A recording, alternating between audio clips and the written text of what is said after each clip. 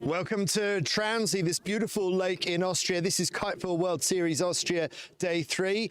My name's Andy Rice. This is Jimmy Craythorne, one of the best riders from Great Britain. So before we get into the action, let's find out the story so far.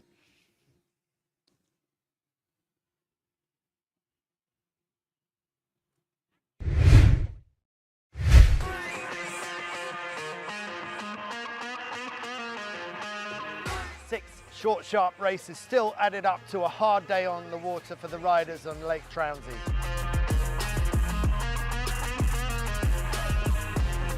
In the men, we saw multiple race wins from a variety of the top four.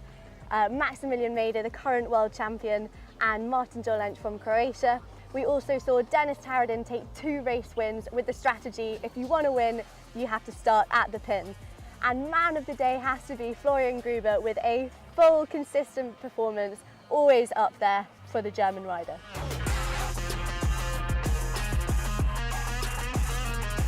In the women's division, Lauriane Nolot, the reigning world champion, had a really good day, racing in amongst the men and now closing the gap to just 2 points on Australia's Brianna Whitehead, who still leads the girls, but it is getting closer between those two.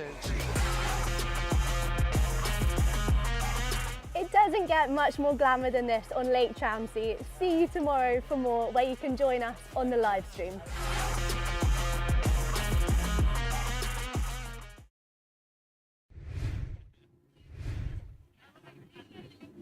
Jimmy, what a day that was. 6 straight races must have been exhausting for the riders. All that adrenaline flowing through them. Where were you watching from and what did you see? What stood out to you?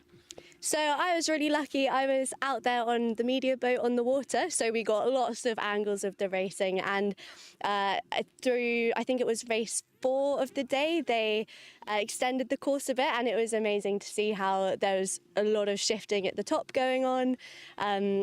Dennis really showed his speed. He's got really good upwind speed, and we definitely saw that at the end of the day yesterday. But yeah, anything can happen. I think all of these riders have the potential to win races, as we've seen yesterday. So yeah, looking forward to it today. When we went up to speak to Flo Gruber after racing, he said, "Oh, it's been a while since you came to speak to me," which means obviously he's not been right at the top for a while. And he had an absolutely standout day yesterday and finds himself on equal points at the top of the leaderboard with Max Mader. Why do you think that Flo came into his own yesterday? That is a really good question. Well, he found his flow state, as you so perfectly said. He knows this venue really well, and he is definitely one of the most experienced riders. And him and Leonie did such a good job here at the Mixed Relay Championships. I think that was in 2020. So he knows the strategy quite well. And yeah, he's brilliant on a 23 metre. And I think yesterday everything just came together for him. And yeah, the consistency it was there. I wonder actually at times if he was on a 21 metre. I think he was maybe trialling one of the newer fly surfers, because the thing about the KiteFoil World Series, you're not limited to the formula kite, which is only what you're allowed to use for the Olympic competition. So maybe he was on a bit of a prototype yesterday. Did you see any difference? Yeah, so for the last couple of races, I think he was testing that out. And yeah, as you say, this is the perfect time to do that, because you're not limited by the Olympic equipment. And especially looking forward to the next cycle that we're going to go into. I know all the brands are really trying to fast track their testing and development and see if we can push the sport, push the speeds and kind of the top end and the low end of wind ranges as well. So yeah, what a perfect opportunity for him to kind of test that out against some of the fastest guys in the world. So just to be clear, there's the formula gear that they are allowed to use and that has been registered for this Olympic cycle for Paris 2024. And once those games have gone past, then any new designs that have come along since then that haven't yet been registered as race legal for Formula can then be brought into play, and that's closing. That period of development is closing what, in the next 6 months or so, I think. Yeah, quite soon. So I think it's February is kind of the deadline for these guys, and it's amazing how they kind of they work away at it. And the top guys, they still race and train, but they've still got all this development to do kind of in their free time, and they don't have much free time when you're training full time. So yeah, it's really cool to see this like top quality equipment kind of emerging, and they can do a lot in only a few months. So we'll see what February has to bring. So these competitive opportunities like we have in Transy, one of the few chances to actually test the gear in action, because there's what it feels like when you're racing around by yourself or just sailing around by yourself, like Théo de Ramicourt, who's out there somewhere, the 2021 world champion from France, doing a bit of testing for the Fly Surfer brand. But actually, how does it go in competition when you're trying to live in a thin lane out of a busy start line? What's it like downwind? Can you get depth? All those things. You can't really test everything until you're in the heat of action, I would think. Yeah, that's exactly right. There is no place better than in the thick of it in competition, and that's, I feel, when everyone's pushing to the max. You can feel like you're pushing to the max in training, but there's nothing like that extra hit of adrenaline that pure competition gives you. So yeah, it's the perfect place to do it. Well, here we are at the southern end of this beautiful lake. It's about 12 kilometers long, and we had absolutely amazing conditions yesterday. Beautiful sunshine. This is unusually warm for this time of year, October in Austria. I mean, you would expect snow to be settling on the top of the mountains. So we're very fortunate in that respect, but we are waiting for a bit more wind to kick in. Jimmy, it looks like the dark water is coming a little bit closer to us, but it's still more than 500 meters away by the look of it. Yeah, that breeze line is definitely teasing us. It tends to do that here in Austria, and when it comes, you have to really grab that opportunity for wind. But it's, as you say, it is nice and hot, and the sun will definitely kind of help that breeze to come along. And yeah, we can, fingers crossed for the wind. Now, let's see if we can find some of the competitors to go and have a conversation with while we are waiting for racing to get underway. So, Jimmy, you've taken a step back from the white heat of Olympic competition, but I know that you're still passionate about this sport and you know these guys really well. Let's see who we can find. Let's walk over and see who we can get. So, the other thing we...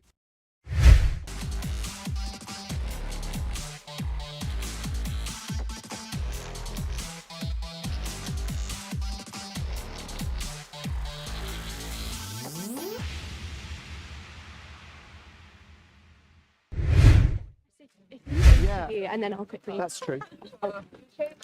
Right. Lauriane Nolo, please put that book down and come and have a conversation with me. Hi, Lauriane. What were you reading? It's a how do you call that? Self-improvement book. And what's the biggest tip you've taken away from it so far? It's just about an average mind in an average body can do like cool things. What about an amazing mind and an amazing body? I think it might be incredible. We're working on it. So you won the World Championships a couple of months ago, and we haven't seen you on the circuit until here again in Transy. What have you been up to, and what's it been like being world champion? Pretty great. I'm not gonna lie, is the title I wanted, and I got it, so it's cool. And yeah, I've just take some break. I was trying to spend time with my parents, because like when you're running everywhere, it's sometimes pretty hard to take some time to see your family. So yeah, I used this break to spend a lot of time with my family. I went in the Alps, in the mountains, to do some hiking, and yeah, just chilling, just resting the body, resting your mind. And yeah, I was starting to feel like I was missing kiting. So yeah, it's good to be back here.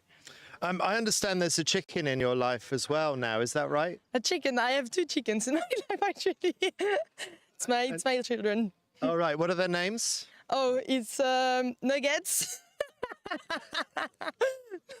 It's nuggets and brochette. Brochette, it's like for the barbecue as well, unfortunately. Oh, Because- no, but it's because Theo is a vegetarian, so it was a bit, you know, the idea of we're not going to eat our chicken, so yeah. Oh, okay. So even though the chicken is called brochette, you can promise that it will never end up on the barbecue? No, I will never. No, they're safe at my grandparents' house at the moment, so yeah, nothing is going to happen, I promise. Okay, good. All I right. can Well, keep you updated if you want. I will send you pictures of the chickens. we would like a regular brochette update, please, and hold up to a copy of the latest newspaper so that we know you're not Yeah, lying well, about the date. One per week, like a newsletter about what they're doing in their life and their love story, maybe. Yes. And it's two girls, but we might have a male one day. We never know. Right. Okay. All right. So you've got other interests outside of kiting.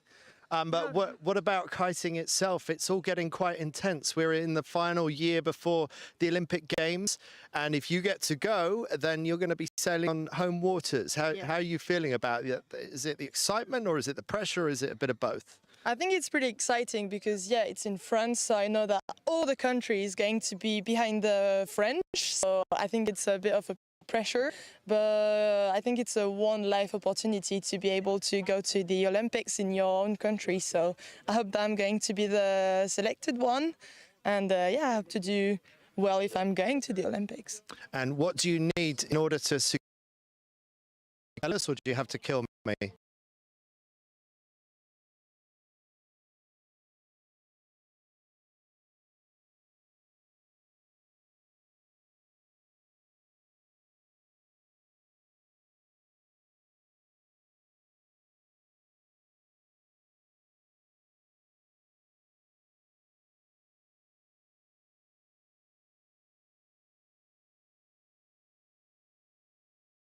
I mean, you're already nudging at the top in previous years, but this has been your best season so far. What's been the difference, do you think? I don't know, it's just, yeah, last year was already a good year, I think. I was not too far from being on top, and just I work on my main mistakes, I'm gonna say, like I spent like all the winter running around to find like some good conditions and be able to have like some good hours on the water and good training. And yeah, this year I think I've done the job, and I quite find my place, my pace on the water, and yeah, it's good. I feel just good on the water. I was feeling confident, and I think when you're starting to win races after, you feel even more confident, and it's just like a nice way to continue, and when you stay in this mood is really good.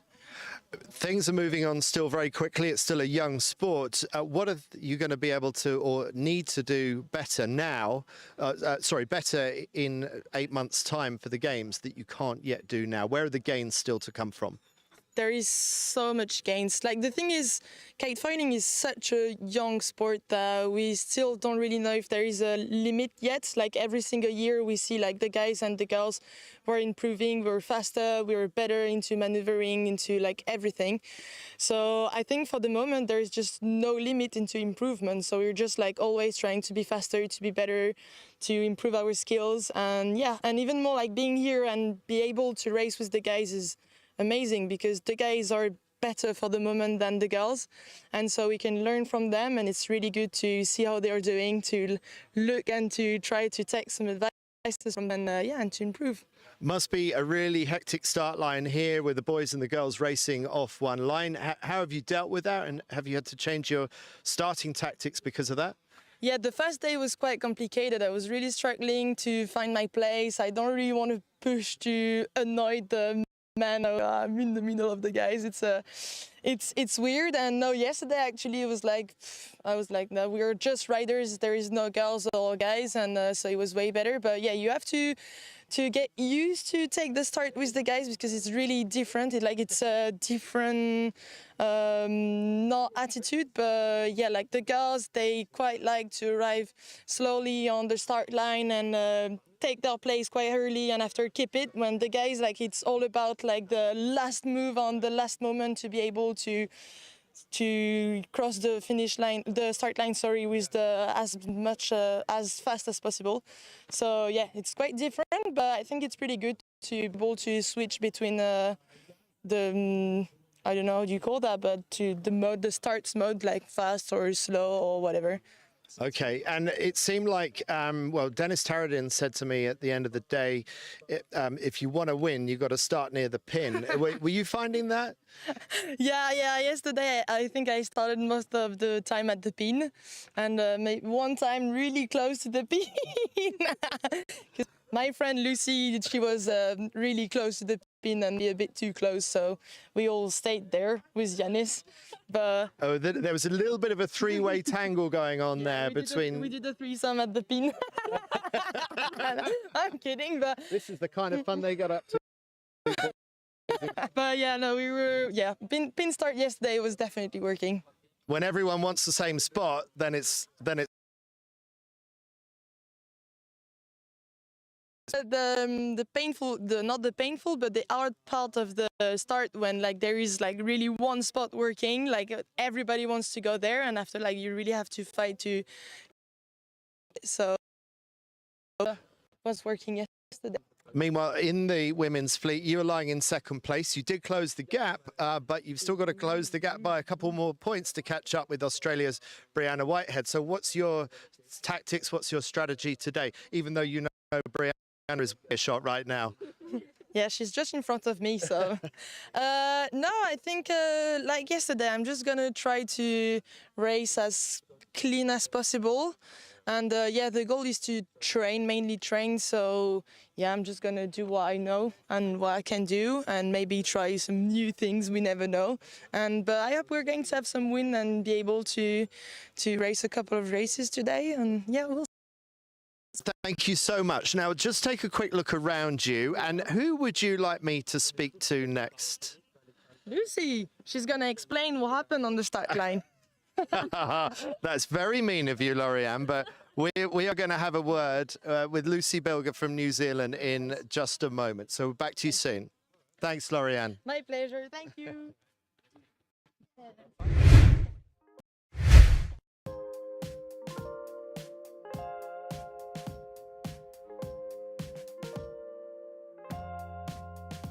I'm really happy to be able to meet my partners by coming here. It's really cool to work with such a professional and high quality brand. I've been riding rub lines for a really long time, but I really like the stiffness of the lines, the durability, and yeah, the long lastings. And it's really cool to be part of their team, seeing the development in their lines, and yeah, it's great to see. They have such high quality ropes and such, you know, strength and such resilience to all the elements, and you know, the quality that it holds over time is phenomenal.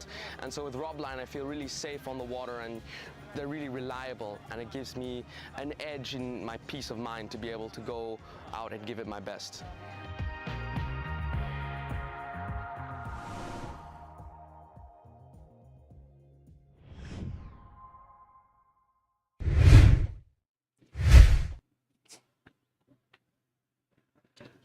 So I got Lucy Bilger from New Zealand with me. Lucy, it was Lauriane that stood you up for this interview. Thanks for being a good sport and joining me. So just to give us the context, what happened there between you, Lauriane, and Yanis Mouse? I mean, completely my fault. I was like below both of them, and I was like pushing, and I thought I could make it past the pin, but then my foil caught the pin, and then I crashed, and then took out Yanis and Lauriane. So. Well, not good, really not good. That's partly why you come and do competitions like that, though, right? You put yourself in difficult situations. What are you taking out of this competition so far? I mean, this is quite a light wind competition for me. In New Zealand, we don't really get many days like this, so it's really awesome, just good practice.